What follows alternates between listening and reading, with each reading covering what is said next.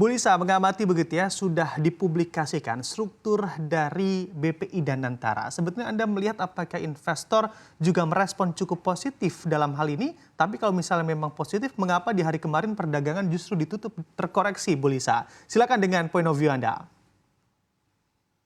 Baik, keadaan bursa atau capital market kita ini sedang tidak baik-baik saja ya, gitu ya.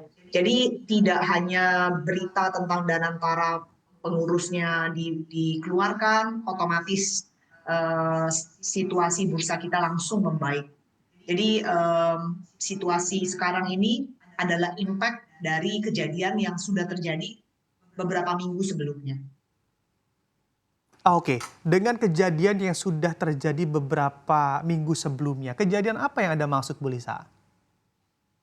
Kalau kita semua udah tahu dan tidak bisa dipungkiri, asing itu sudah keluar dari bursa kita cukup lama, ya. Kurang lebih dari 2 minggu yang lalu pun mereka juga sudah pelan-pelan dan terakumulasi cukup banyak jumlah dana outflow asing dari Indonesia.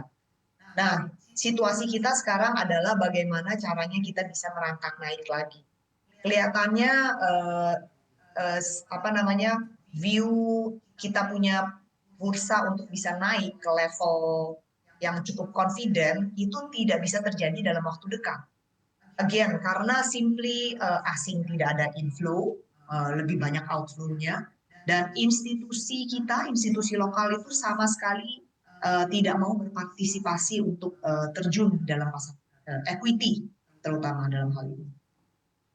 Oke, memang terpantau begitu ya untuk arus dana asing yang keluar dari bursa kita cukup besar dan juga rutin dalam beberapa pekan kemarin, Bu Lisa. Tapi apa yang juga dikhawatirkan oleh asing sehingga yang mana menarik dananya dari bursa tanah air kita? Asing masih belum berani masuk ke Indonesia bukan karena fundamental kita jelek. Growth Indonesia itu relatively cukup menarik di level 5%. Namun, jika kita bandingkan dengan negara-negara tetangga, mungkin kita tidak se-strong mereka ya. Jadi there is a reason kenapa asing itu masih belum berani masuk ke Indonesia. It's all about growth story. Sekarang investor itu lebih tertarik masuk ke China, di mana koreksi mereka waktu zaman krisis pun juga cukup dalam dan valuasi mereka masih cenderung murah saat ini.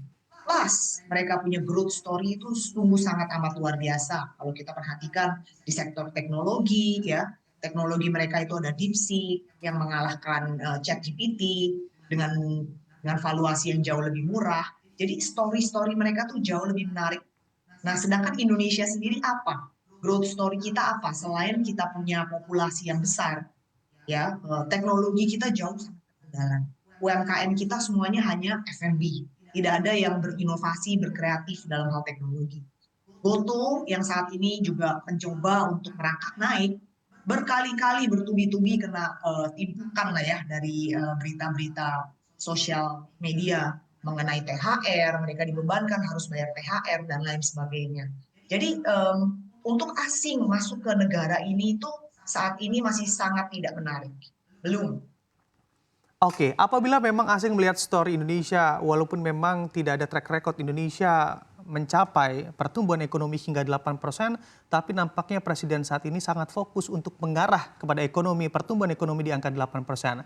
Apakah asing juga tidak cukup optimis kita mampu mencapai target dari Presiden terkait pertumbuhan ekonomi tersebut, Bu Lisa? Menurut point of view dari Anda? Ya, target is a target ya. Target is good. 8% is a very optimistic target. Masalahnya mereka semua pihak asing pun juga melihat langkah-langkah apa yang diambil oleh pemerintah untuk Indonesia bisa mencapai target tersebut.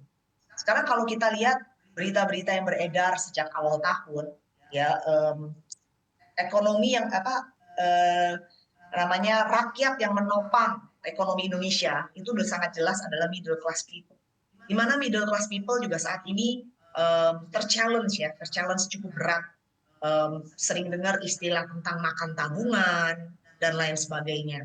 Dan insentif pajak pun juga tidak membantu middle class people dengan PPN naik. Untung tidak ke 12 ya, sekarang masih di 11. Jadi target is good. 8% is a good target. Tapi langkah apa yang diambil oleh petinggi-petinggi negara untuk memastikan bahwa kita bisa mencapai target tersebut. Oke, berarti memang kebijakan dan juga regulasi yang tentunya sudah dibuat begitu ya oleh pemerintah saat ini nampaknya tidak memberikan kepercayaan terhadap investor bahwa memang kita mampu mencapai target 8%. Begitu, Bu Lisa, maksud dari Anda? Betul sekali.